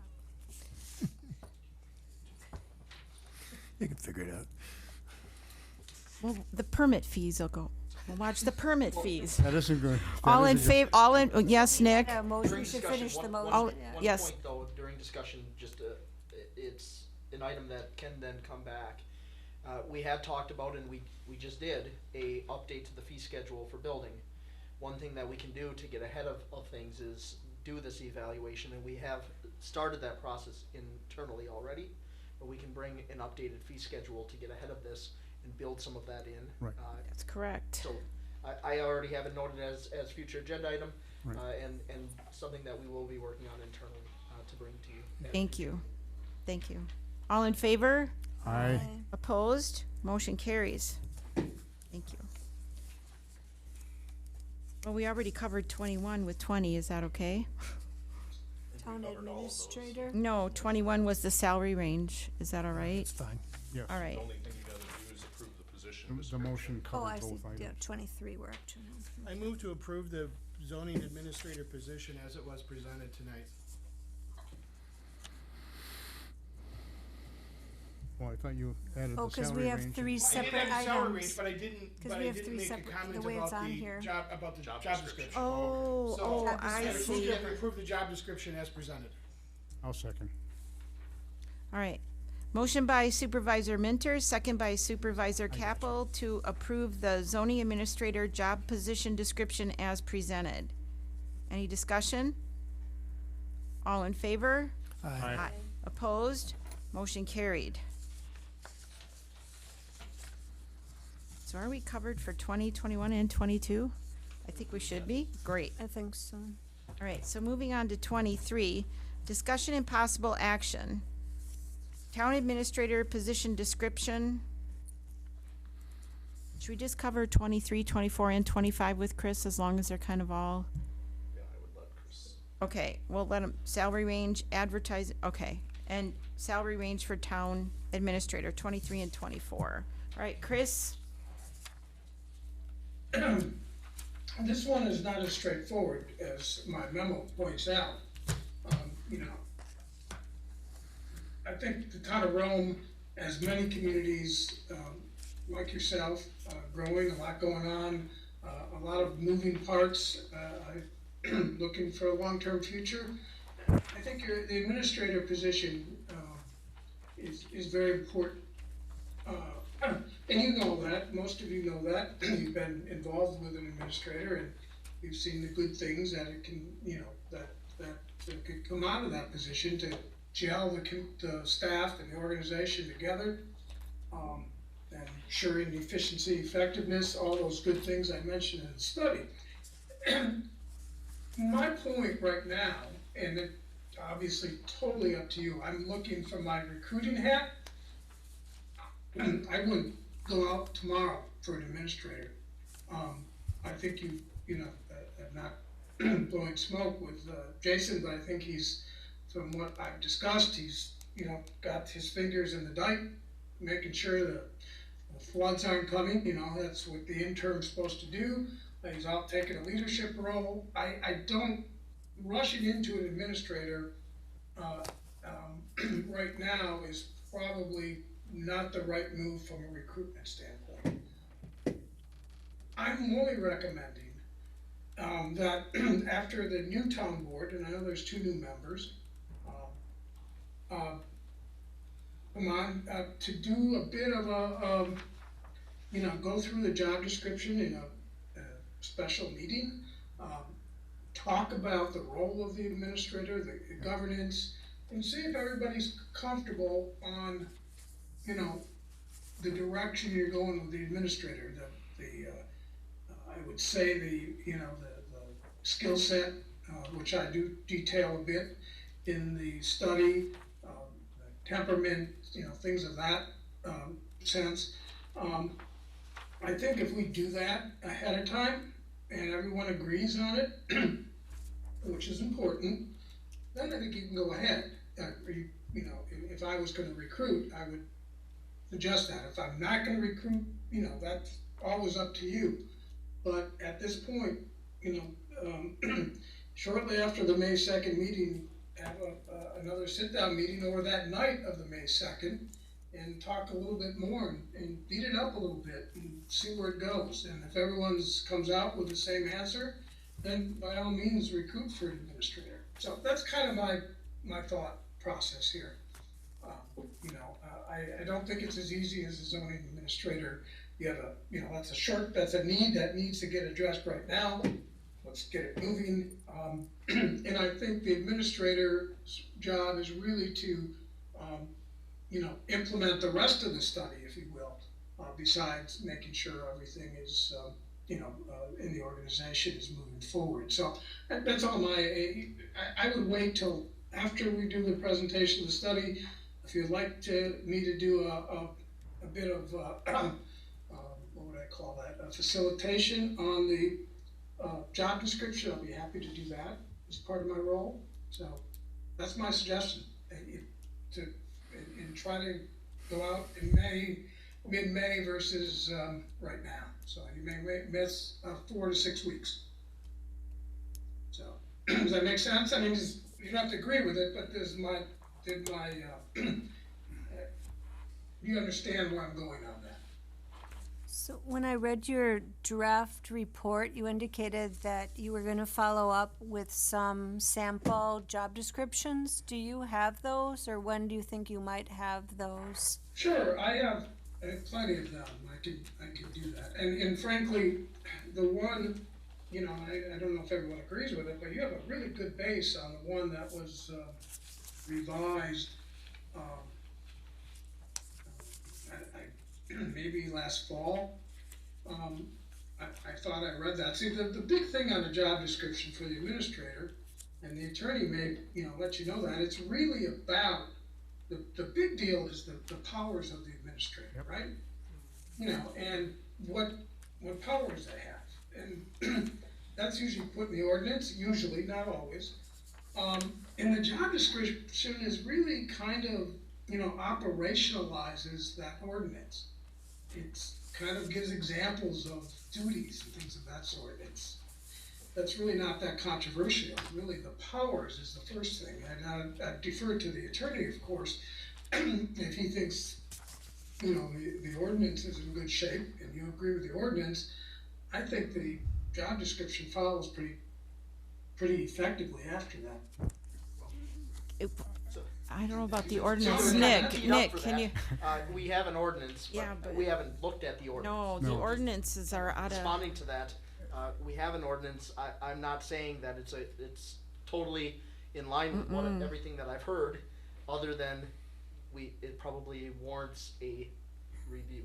so does the zoning administrator ordinance. So a lot of our ordinances don't necessarily line up with our job descriptions right now. They really don't. They're out of date, some of them. So I appreciate you saying that because it puts it on our radar, Chris, actually, which would probably be a good thing for us to do.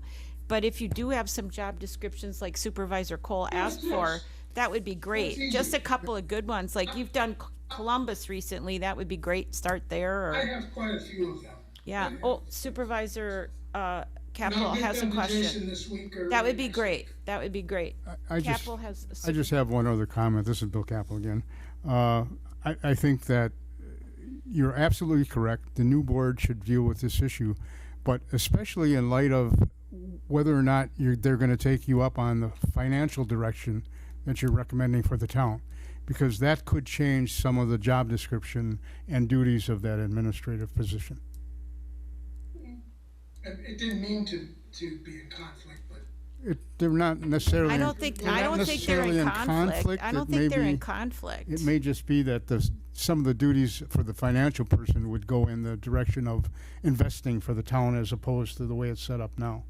sure, I agree, yes, understand now. Yeah, Could I just back up then on the job description? Because I think my goal, I would hope everyone's goal, is to not have this labor on now for another 6 months. no. So if this job description that we have, which a lot of time was put in to originally write this and then to redraft it, could you work primarily with this job description and make your changes and recommendations to the one we currently have, which you said is good, rather than us starting looking at 3 new ones and going back to the drawing board on it? But see, the town board didn't look at that job description. Jamie rewrote that job description. Well, but That's right. Chris did look at it, and No, he's, the town board never weighed in on this job description We whatsoever. never weighed in on Okay. that job But we description. have it here now. but regardless, if Chris is saying he read it and he thinks it's good, he could make his suggestions. It doesn't mean the town board at the time can't go back, but I just see this laboring on now for another 3 months if we're gonna start over with all these new job descriptions. You can, if I may, you can compare that job description with ones I share, Okay, and you'll see where the difference, but I would ask that the attorney, that just look at the ordinance to see, you know, I don't think there's a lot in there on the ordinance, I really don't, but all I just wanna make sure is that the job description is in compliance with the ordinance, you know, so I think that's a starting point. And it could be, that your ordinance is very minimal on the administrator. So, which is fine, it usually says per job description, I've seen that happen. But, so I will send you some, job descriptions, and the attorney can look at the ordinance if you, deem that necessary, and we can go from there. And I will definitely, help facilitate or be at a meeting to, in short order to get that moving. The job description I'm talking okay, thank you. about. Excuse me. Thank you. Any other questions for Chris? I don't see any salary recommendations for town administrator. Are we just not to that point yet, or is that something we haven't, What are your recommendations, Yeah. Chris? Well, I think you first have to, great question, obviously. I think you've gotta, that's why I like to see what you're looking at as far as, you know, what's your expectations? That's kind of the importance of the job description and kind of that facilitation I talked about.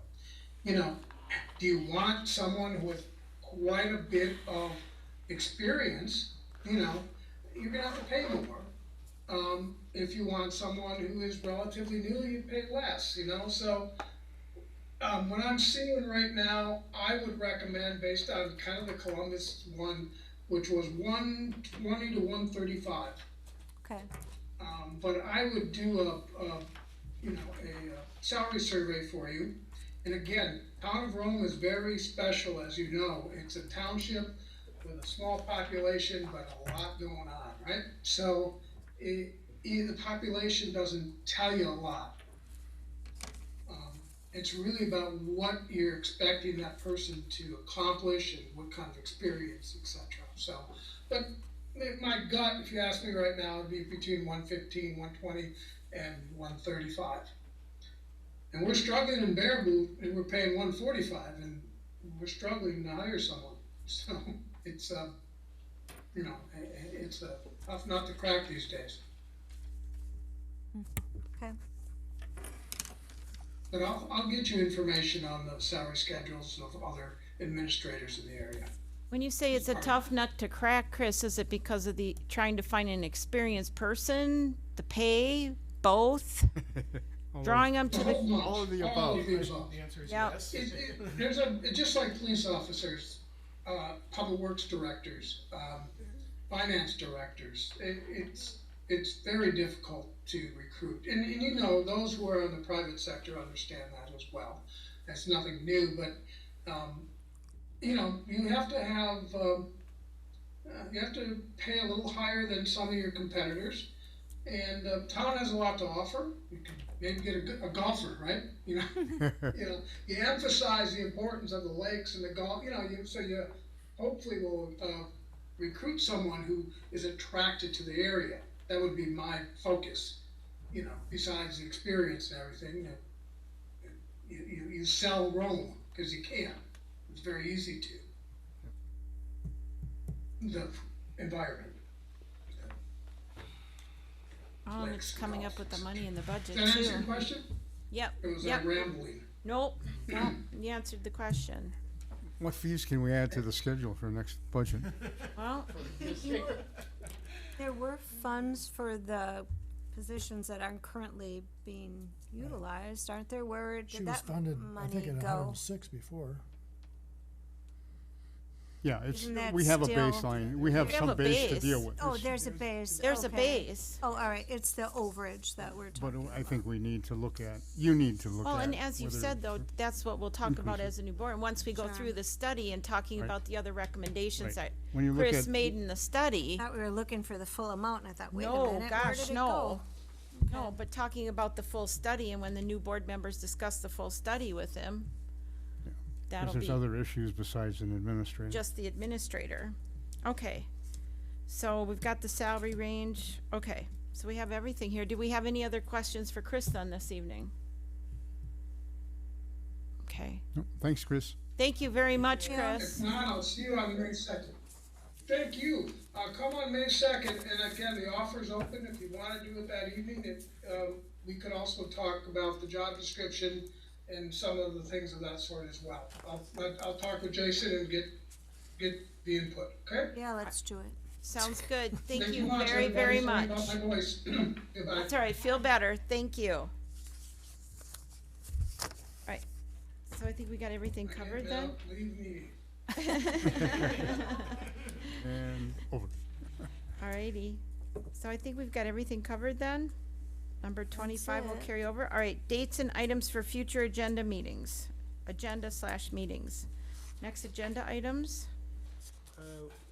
We were gonna have an update on where we're at with the plans for the community room and the kitchen. Oh, yeah. That was supposed to be on this one, wasn't it? well, it got This kinda got a little long. Yeah, I know, I understand that, why it maybe got bumped. I would like to just make a suggestion, when we have that meeting to discuss that study and then potentially the job description, either that should be a freestanding part of the evening from the town board meeting, or it should be just a meeting in and of itself, because That's what he there's a wanted. ton of information in that study Yes. that if we're trying to squeeze that in with 15 other agenda items, I agree. Agreed. it needs to be a freestanding thing of its own. And I think So one- that I think every meeting board is- member might agree too, that Didn't he say May 4th? That's not Second. right. Second, okay.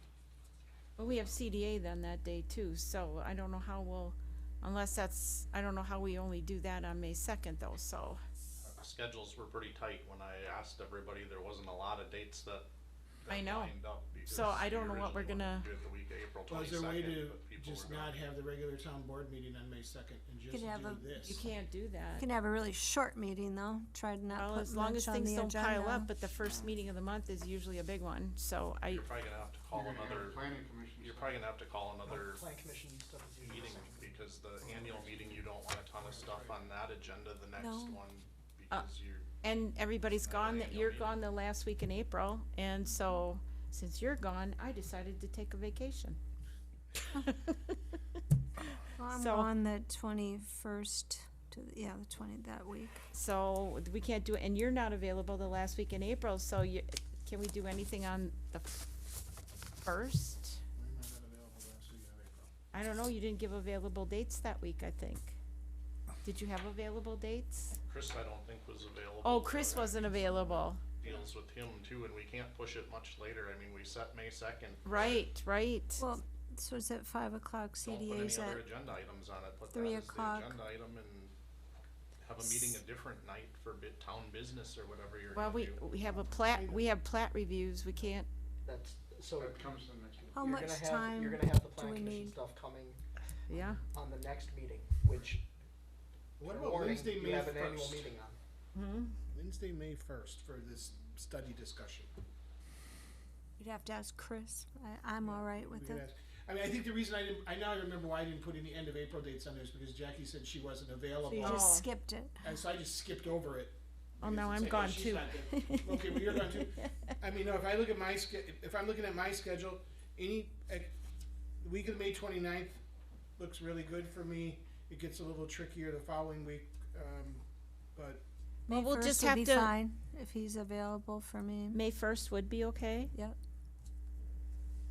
Tom, May 1st? We talking a 5 o'clock meeting? We would make it in the evening probably I because, think he'd prefer, Chris would prefer if it was 3 or something like CDA earlier, yeah. otherwise you're gonna be I here could go pretty late as well. mid-afternoon. All right, let's see if he's available May 1st at 3 p.m. Oh, that's right. Can you do 3 p.m., Jackie? Well, see if he's available May 1st at 3. Not that it matters, but I would not be able to make that. Okay. Okay, how about 4? Tuesday's out of the question, right? That doesn't Mm, work. not No. for me. I'm good for Tuesday, What date are we at now? April 30th. April 30th. Yeah, I could do Tuesday. I might not be back. Melissa, what is the boardroom calendar look like? I mean, I fly back Monday, but I can make it Tuesday. All right, let's just stick with May 2nd and hope that nothing comes up. I mean, I hate to put it on a board night, that discussion, I just think it's not a good night to have it. Is it possible to move CDA? And then that way this meeting could be? No, because Sam's coming that day. Oh, okay. You could limit the other agenda items on that board meeting and push out the non-essential stuff for another 2 weeks. I understand that, that's what we said, but we don't know what always comes up on that first board agenda, and we have plan commission items scheduled. That might be the only item you need to add then. The second meeting, So plan commission items will typically come second meeting Right. of the month. right, but, okay, well, we'll do our best then, but still, to have this discussion on a board meeting, regular board meeting will not be. Let's order pizza and just plan to be here till 10 All right, o'clock let's at night. try for May 1st, good for May that. 1st at 5 p.m., would that work for you? Yes. I'm back to putting Good pizza. something in. Hopefully Chris can make 5 p.m. on May 1st. If not, we'll do it May 2nd. Sounds like Dan And then buying May pizza. 2nd would be No, regular the board. board buying pizza. What? Right. With That what? would be You the want regular money, you got Thursday other board things to meeting. pay for. May 2nd would be, Yeah. We haven't used any of our board in service money. I mean, we So haven't- should I ask him about May 1st or is that? I guess ask him, that might end it right away. If he's still around, he can tell you. And then we might not even be and we can be having here to all worry night. about this. All right, and next I meeting don't eat date pizza, so let's time not is May get pizza. 18th, And it's following the town meeting? following the annual meeting. you meant April, April 18th. she said May 18th. Said May. What did I say? Oh my gosh, I you didn't catch fell it for either. it. I did. April 18th. There we go. Meeting adjourned.